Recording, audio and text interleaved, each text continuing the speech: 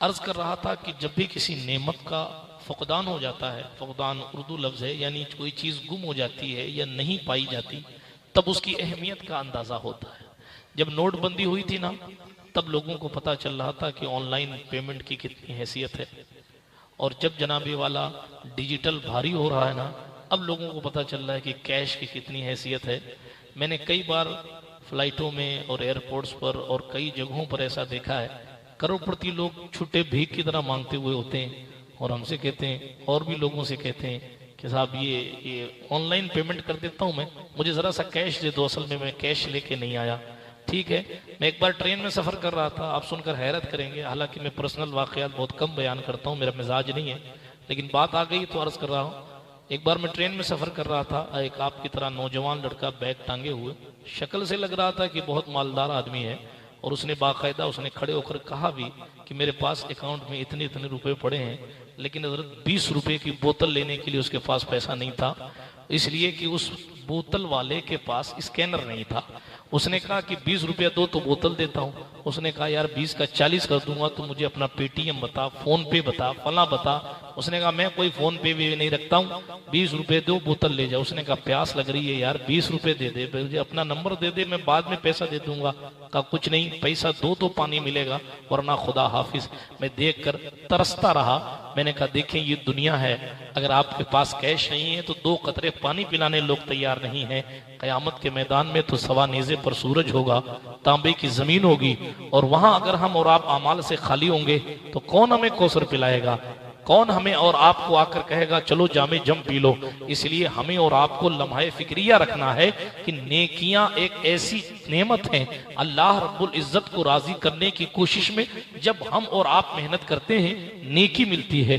कयामत के मैदान में जब जरूरत पड़ेगी नेकी की, तो आदमी ये कहे कि दाएं बाएं ताएं देखेगा, नहीं जनाब नेकियां की होंगी तो उसके पास होगा, वो उसके पास नेकियां होंगी। और अगर नेकियां की ही नहीं होंगी तो जाहिर बात है, कुरान ने उस दिन के बारे में कहा यौम यफिर्रुल मर्उ मिन अखीही व उम्मिही व अबीही व साहिबतिही व बनी।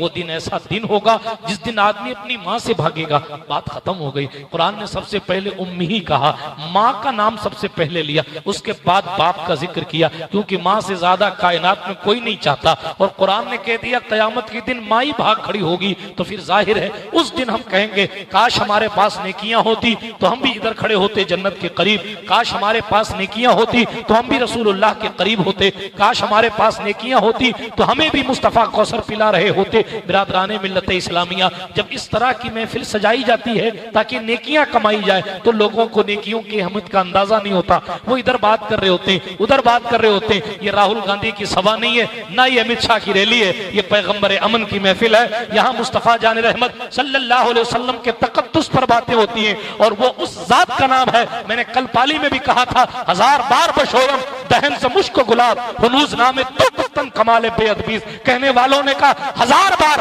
अगर हम मुश्क और गुलाब से अपनी जबान को धोकर ऐ महबूब आपका नाम ले, तो भी आपके नाम के पाकीज़गी का और तकद्दुस का हक अदा नहीं होता। अजब का है ज़ेरे आसमां अज अर्श नाजुक तर लफ्ज़ कुन कर दमी आयत जुनैद बायज़ीदी जा। अल्लाह के अर्श के नीचे सबसे तकद्दुस वाली जगह मुस्तफा की कब्र अनवर है कि यहाँ बायज़ीद बुस्तामी और जुनैद बगदादी जैसे अल्लाह के आरिफ लोग अपनी सांसें रोक लेते हैं कि हुजूर के दरबार में सांसों की आहट से भी हुजूर को तकलीफ ना हो। अल्लाह अकबर। इसीलिए इमाम अहले सुन्नत ने कहा, उस गली का गदा हूं मैं जिसमें मांगते ताजदार फिरते हैं, लाखों कुदसी हैं कामे खिदमत पर, लाखों गिरदे मजार फिरते हैं, वो सुए लाला जार फिरते हैं, तेरे दिन ए बहार फिरते हैं। बिरादराने मिल्लत इस्लामिया, अर्ज ये कर रहा था, जिस दिन नेकी की जरूरत पड़ेगी उस दिन लाओगे कहां से?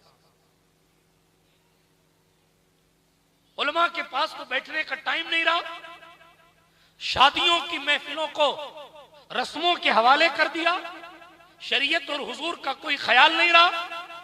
कार्ड छपेगा तो लिखाया जाए आप दुआ देना दूल्हा दुल्हन को, इसलिए तशरीफ लन। हर कार्ड में यही होता है, यही होता है ना, हर कार्ड दुआ देना।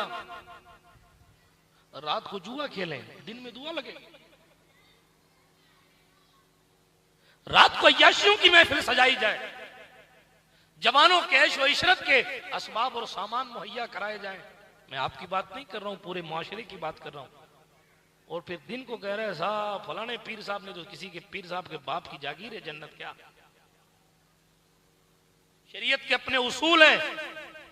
यही फर्क है इस्लाम में और रहबानियत में और दूसरे मजहबों में। हमारे यहां अमीरों के लिए अलग कानून, गरीबों के लिए अलग सिस्टम नहीं है। हमारे यहां तो सिस्टम यह है, वक्त का सबसे बड़ा पीर भी अगर जमात में लेट आया है तो वो पीछे खड़ा होगा और इमाम आगे खड़ा होगा। क्यों?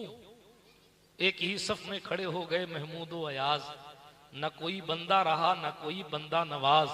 आ गया ऐन लड़ाई में अगर वक्त नमाज, किबला रूह हो के जमी बोस हुई कौम हिजाज। ये महमूद कौन? गजनवी। महमूद गजनवी, उनका गुलाम अयाज, उसको खरीद के लाए थे वो। महमूद मालिक थे, अयाज गुलाम था। बात समझ आ रही है आपको? गुलाम था अयाज। लेकिन शायर ने क्या कहा? जब अल्लाह के दरबार में पहुंचे ना, बंदो साहिबो मोहताजो गनी एक हुए, तेरी सरकार में पहुंचे तो सभी एक हुए। आगे मुसल्ले का इमाम है, खरीदने वाला महमूद भी वहीं खड़ा है, बिकने वाला अयाज भी बराबर में खड़ा है। ये कौन सी ताकत थी जिसने आका और गुलाम को बराबर खड़ा कर दिया? कभी सोचा? ये कौन सा पावर था? पालने वाला और पलने वाला दोनों बराबर खड़े हैं। जवाब आएगा ये मोहम्मद अरबी की तालीम की ताकत है, ये शरीयत मोहम्मदी का पावर है, ये संविधान है रसूलुल्लाह का।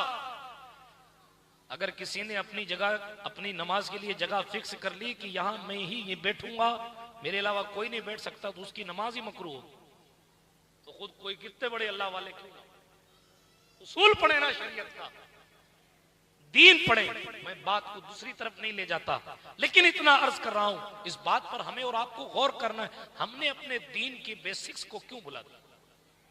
हमारा दीन मसावात का मजहब है, मगर हमारे यहां तो क्या हाल काल, किन किन हंगामों पर बात की। एक हंगामा हो तो बात की जाए, लेकिन अफसोस इतना जरूर कहता हूं, आज कौमें अगर वाइज के वाज पर कान नहीं धरती तो ये तारीख रही है कि जब नबियों ने लोगों को बुलाया दीन की तरफ और लोगों ने एक कान से सुन के उनकी बातों को दूसरे कान से निकाल दिया, और इस उम्मत के लिए हुजूर ने फरमाया कोई नबी नहीं आएगा, उलमाओ उम्मती का अंबिया बनी इसराइल, जो काम बनी इसराइल के नबी करते थे वो मेरी उम्मत के उलमा करेंगे। आज मुस्लिहीन और उलमा की बातों को सुनकर एक कान से दूसरे कान की तरफ आपने रुखसत कर दिया ना, होगा वही जो उस वक्त नबियों की उम्मतों के साथ हुआ। किसी को आसमान से पत्थर बरसाकर हलाक कर दिया गया। ये तो रसूलुल्लाह की खैरात है कि अज़ाब इलाही नहीं आ रहा है, वगर ना तो पिछली उम्मतों की तारीख उठाकर पढ़िए कि उनके साथ क्या क्या हुआ है। लेकिन हम तो ऐसे मटरकश्त हैं, ना हमें पिछला कुछ पता है ना हमें अगले का कुछ ख्याल है, सुबह शाम यूं ही करते हैं। ये तो बकरी की जिंदगी है जनाब, ये मुस्तफ़ा वालों की जिंदगी नहीं है। हर कामयाब इंसान अपनी जिंदगी को शेड्यूल्ड करता है, किस हिसाब कल हमें क्या करना है, परसों क्या करना है, क्या प्लान किया। ये प्लान के तरीके तो रसूलुल्लाह सिखाते हैं, पहले प्लान करो फिर अल्लाह की जात पे भरोसा करो। हमारे यहाँ अल्लाह ही जाने क्या तसव्वुर आ गया, बात दूर न चली जाए। लेकिन अर्ज कर रहा था, जिस दिन नेकियों की जरूरत पड़ेगी उस दिन बंदा कहां से लाएगा? अब तो आंख बंद हो चुकी, अब तो सांसों की माला टूट गई, अब तो कब्र में ले जाकर दफना दिया गया। आपके साथ जिम 70 लोग जाते होंगे, आपके साथ जुलूस में 700 लोग चलते होंगे, मगर आपकी कब्र में 1 घंटा भी कोई नहीं रहेगा।